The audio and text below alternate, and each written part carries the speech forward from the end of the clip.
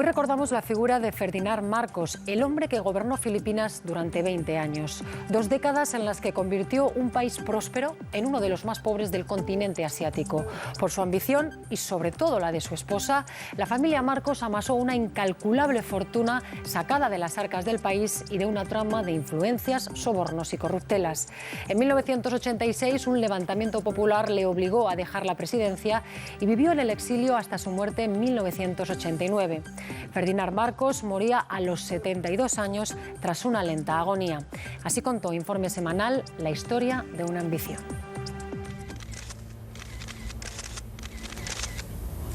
Como otros ancianos dictadores, Ferdinand Marcos intentó inútilmente burlar a la muerte y prolongar una atormentada agonía que había comenzado el pasado 15 de enero. Durante meses, los médicos que le atendían en el Hospital San Francis de Honolulu consiguieron insuflar vida artificial a Marcos, pero en las últimas semanas el enfermo había entrado en una fase crítica. El antiguo dirigente de Filipinas falleció en la madrugada del jueves, pero su muerte, tantas veces postergada, no ha sorprendido a nadie. Mi propósito ha sido siempre que Marcos vuelva a casa. Su deseo, su obsesión, era regresar a la patria, al lugar donde pertenecía.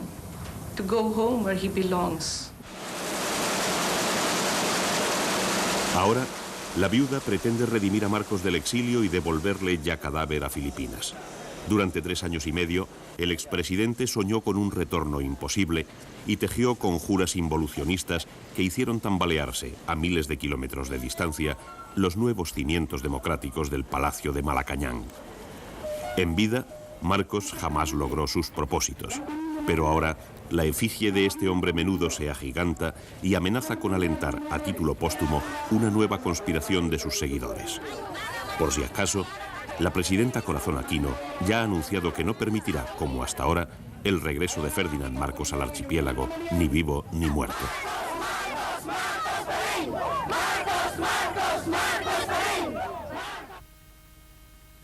Marcos nació en Serrat, provincia de Ilocos del Norte, el 11 de septiembre de 1917.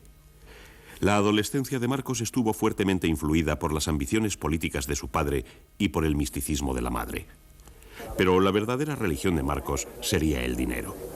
Durante sus 20 años de mandato, el período presidencial más largo de la historia de Filipinas como Estado independiente, Marcos no solo atesoró una fortuna incalculable, sino que urdió una compleja trama de influencias, apuntalada fundamentalmente en su familia.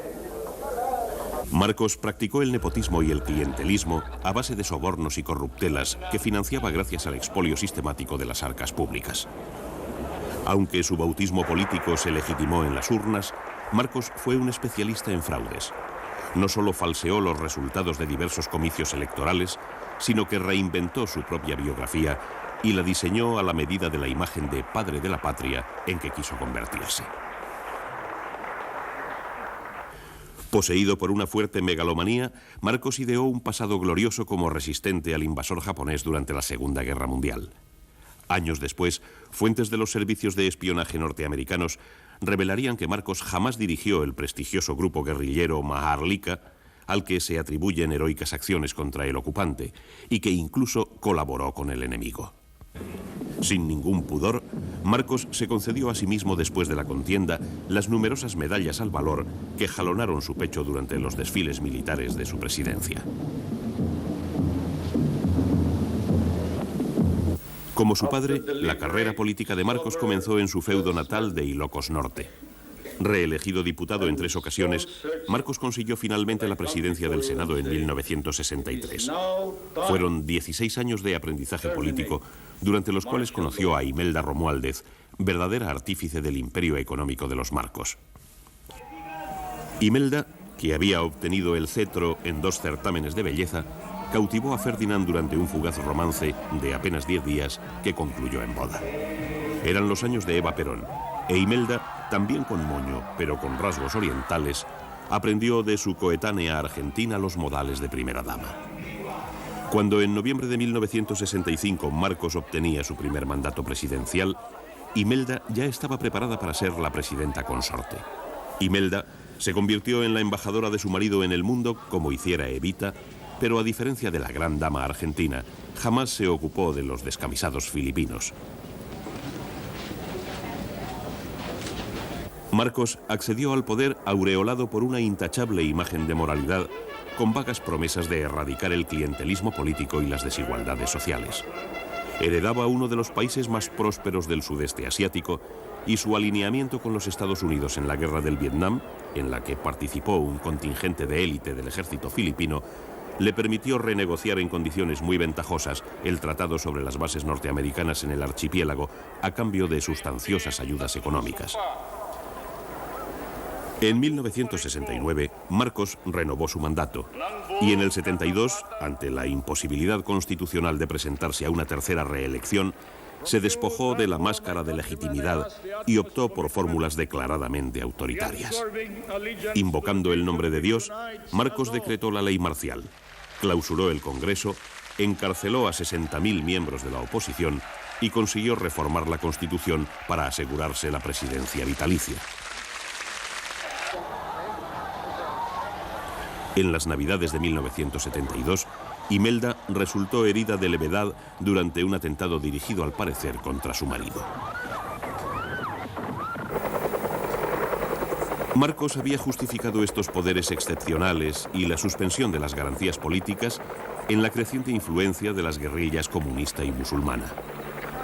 En realidad, el movimiento insurgente se había alimentado del malestar social ocasionado por el deterioro económico y los excesos del presidente Marcos y su familia.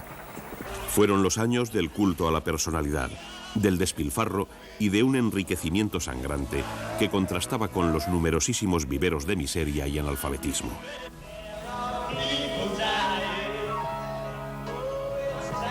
De aquella época se recuerdan fiestas como esta, recogida en un vídeo hallado en Malacañang tras la huida del dictador, en las que la señora de la casa no se recataba en practicar una de sus aficiones, cantar en público, en ocasiones con el presidente a dúo.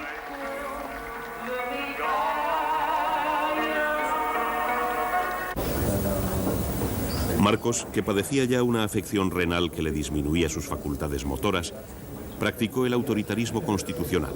Gobernó por decreto y sin oposición en la calle. Pero la dictadura, que había maquillado la crisis económica a base de un fuerte endeudamiento, cayó en bancarrota cuando llegó la hora de pagar los intereses. El dictador, presionado por sus fiadores internacionales encabezados por Estados Unidos y por la oposición interior, suprimió la ley marcial en 1981. 3 años más tarde, en el 84, un puñado de candidatos opositores accedió al Congreso durante las primeras elecciones legislativas convocadas en la última década. Sin embargo, el verano anterior había ocurrido un hecho que iba a impedir a Marcos lavarse las manos después de tantos años de excesos. Procedente de la alta burguesía filipina, Benigno Aquino había sido uno de los políticos de la oposición purgados bajo la ley marcial. Aquel agosto de 1983, Benigno Aquino, alentado por la noticia de la convocatoria electoral, decidió regresar a Filipinas e intentar la aventura política desde dentro del país. No creo que vaya a sufrir ningún atentado, pero me horroriza que puedan asesinarme. En la cabina del avión, todo presagiaba lo que iba a ocurrir. Ante una inmensa nube de seguidores que había acudido a darle la bienvenida, Benigno Aquino fue acribillado a balazos. Aunque Marcos declinó toda responsabilidad en el asesinato y designó a una comisión investigadora, la sangre de Benigno Aquino salpicó las manos del presidente y precipitó la tortuosa agonía del régimen. 1 millón de filipinos reclamó a Marcos en la calle la convocatoria de elecciones legislativas y presidenciales y hasta Ronald Reagan suspendió una visita anunciada.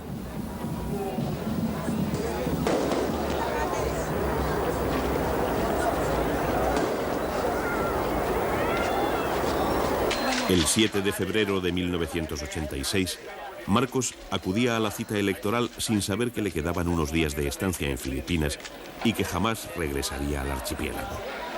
La jornada electoral fue, como en el pasado, sangrienta. 35 muertos y la impresión generalizada de que se iba a producir otro pucherazo. El ministro de Defensa, Ponce Enrile, y el general Fidel Ramos, que había sustituido a Fabián Ver al frente de la jefatura del ejército, se acantonaron en el acuartelamiento de Campo Aguinaldo. La asonada fue secundada poco a poco por la población civil y aplaudida por la Iglesia, que había desertado definitivamente de las filas de Marcos.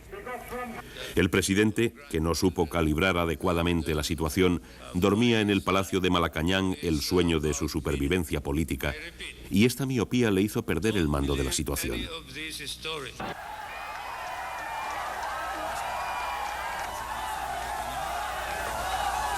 Mientras triunfaba la Revolución Popular, como la bautizaron los filipinos, los dos rivales que se habían proclamado vencedores de las elecciones protagonizaron un doble juramento presidencial que Marcos jamás llegó a cumplir. Marcos se despidió de la presidencia y de su patria mientras abrigaba proyectos involucionistas que harían peligrar seriamente la tarea democrática del gabinete Aquino en los años sucesivos. Detrás dejaba un auténtico paraíso que muchos filipinos pudieron contemplar en los primeros días de la restauración democrática, cuando el gobierno abrió las puertas de Malacañán para mostrar las fabulosas riquezas del palacio. Cuartos de baño con lavabos y grifería de oro, valiosos ejemplares únicos en la extensa biblioteca y hasta un quirófano particular en los aposentos del matrimonio, fruto de la acusada hipocondría de Marcos. Pero lo que más sorprendió de todo este despilfarro, además de una formidable flotilla de Mercedes y Rolls Royce, fue el ostentoso vestuario de la primera dama. Cientos de costosos vestidos y perfumes, decenas de bolsos sin estrenar y hasta 3.000 pares de zapatos, capricho de una mujer que en solo 3 meses hizo compras en Nueva York por valor de 600 millones de pesetas. Nada más acceder al poder, el gobierno de Cory Aquino designó una comisión para investigar las malversaciones de fondos del exdictador, que al parecer se apropió de gran parte de la ayuda militar estadounidense y del dinero destinado por otras instituciones financieras, como el Fondo Monetario Internacional, al desarrollo del archipiélago. Se calcula que los Marcos tienen en Nueva York 50.000 millones de pesetas, invertidos en depósitos bancarios y bienes inmuebles, especialmente edificios enteros de oficinas en Wall Street y en la Quinta Avenida. La familia posee también mansiones en Long Island y en California, propiedades en Londres por valor de 2.000 millones de pesetas y depósitos en bancos suizos que ascienden a unos 100.000 millones de pesetas. El gobierno de Manila ha iniciado acciones judiciales para intentar recuperar el capital evadido y paliar en parte la grave crisis económica que legó Marcos a Corazón Aquino. La muerte de Ferdinand ha dejado sola a Imelda para rendir cuentas a la justicia por los excesos y corruptelas del marquismo. Empeñada en sortear las acciones de la justicia norteamericana, la voluntariosa Imelda no ha dudado en esgrimir la larga agonía de su marido para escapar al peso de la ley.